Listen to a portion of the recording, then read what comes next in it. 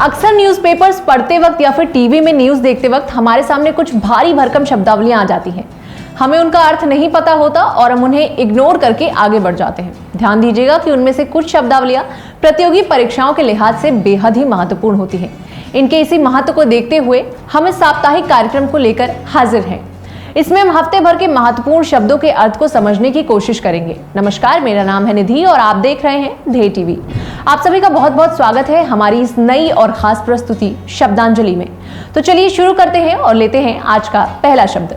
पहला शब्द है U20 या फिर अर्बन 20। G20 20 देशों का एक ग्रुप है। भारत भी इस ग्रुप का हिस्सा है और U20 इसी G20 का एक कार्यकारी समूह है। यानी U20 शहरी विकास के तमाम महत्वपूर्ण मुद्दों पर चर्चा के लिए G20 देशों के शहरों के लिए एक मंच प्रदान करता है। अर्बन 20 G20 देशों के शहरों के लिए क्लाइमेट चेंज, सामाजिक समावेशन, टिकाऊ गतिशीलता के साथ साथ किफायती आवास समेत शहरी विकास के विभिन्न महत्वपूर्ण मुद्दों पर चर्चा का एक मंच है। साथ ही एक महत्वपूर्ण सिटी डिप्लोमेसी पहल भी है। बढ़ते हैं दूसरे शब्द की ओर। दूसरा शब्द है ऑर्गन ऑन ए चिप। ये विज्ञान की एक ऐसी तकनीक है जिसमें माइक्रोफ्लूइडिक चिप पर मानव शरीर के अंग की एक सजीव कॉपी बनाई जाती है और फिर उस अंग से संबंधित दवाओं का ट्रायल इसी कॉपी पर किया जाता है। इससे दवाओं के ट्रायल का साइड इफेक्ट किसी आदमी पर नहीं पड़ता है। बढ़ते हैं तीसरे शब्द की ओर। तीसरा शब्द है नाइट टाइम इकोनॉमी। ये शब्द दिल्ली की बदल रही जीवन शैली के चलते चर्चा में आया है। दरअसल दिल्ली की जनता ज्यादा रात तक बाहर घूमने फिरने की शौकीन है, जिसके चलते वहां की सरकार रात में बाजार का टाइम बढ़ाने पर विचार कर रही है। नाइट टाइम इकोनॉमी का अर्थ होता है एक ऐसा शहर जो अधिक रात तक सक्रिय रहता है और जिसके चलते व्यापारियों और कारोबारियों के लिए रात अधिक आर्थिक लाभ वाली होती है। इस शब्द में भोजन, एंटरटेनमेंट, क्लब, थिएटर या डिनर और बार जैसी सभी गतिविधियां शामिल होती हैं। बढ़ते हैं चौथे शब्द की ओर। चौथा शब्द है डीप फेक।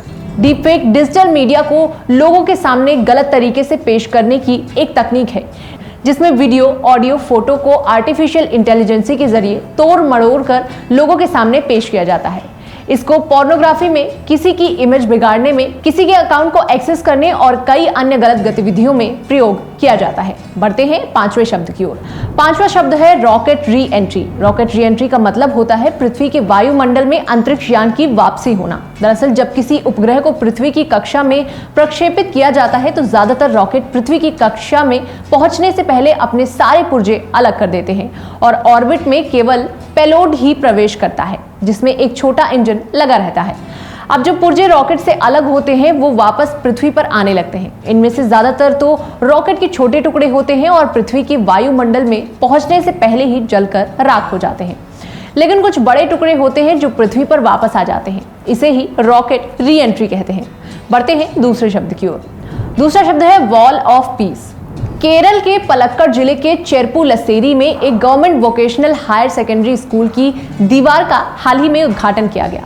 ये केरल की प्रसिद्ध भित्ति चित्रकला का एक नया उदाहरण है। इस दीवार को वॉल ऑफ पीस का नाम दिया गया है। इस दीवार पर शांति यानी पीस शब्द 250 भाषाओं में लिखा गया है। दीवार पर मुख्य रूप से स्वतंत्रता संग्राम को चित्रित किया गया है। दीवार में औपचारिक उद्घाटन से पहले ही इसे सबसे बड़ी सार्वजनिक कला परियोजना का यूरेशिया विश्व रिकॉर्ड मिल गया है। बढ़ते हैं दूसरे शब्द की ओर। दूसरा शब्द है लोसर। लोसर का मतलब होता है नया साल। ये तिब्बती बौद्ध धर्म में आयोजित होने वाले महत्वपूर्ण त्योहारों में से एक है। ये लूनी सोलर तिब्बती कैलेंडर के पहले दिन मनाया जाता है। ये भारत के लद्दाख क्षेत्र में मनाया जाता है। 15 दिनों तक चलने वाले लोसर उत्सव नए साल की शुरुआत का प्रतीक होता है। बढ़ते हैं दूसरे शब्द की ओर। दूसरा शब्द है हनुका या हनुक्का। ये एक 8 दिवसीय यहूदी पर्व है। ये हिब्रू कैलेंडर के अनुसार किस्लेव के 25वें दिन शुरू होता है जो ग्रेगोरियन कैलेंडर में नवंबर की समाप्ति से लेकर दिसंबर के अंत तक किसी भी समय मनाया जा सकता है। इसे यहूदियों का क्रिसमस भी कहा जाता है। इसे दूसरी शताब्दी के समय से यरूशलेम में दूसरे होली टेम्पल के पुनर्विकास के जश्न के रूप में मनाया जाता है। वर्ष 2022 में यह पर्व 18 दिसंबर से 26 दिसंबर तक मनाया गया। तो ये थे पिछले हफ्ते के कुछ महत्वपूर्ण शब्द। अगले हफ्ते हम फिर हाजिर होंगे कुछ नए शब्दों के साथ और जानेंगे उनके रोचक अर्थ। अब अगर आपके मन में करंट अफेयर से जुड़ा कोई शब्द हो जिसका अर्थ आपको जानना हो तो कमेंट बॉक्स में हमें लिखकर जरूर बताएं। बहरहाल अभी के लिए हमें दीजिए इजाजत। नमस्कार।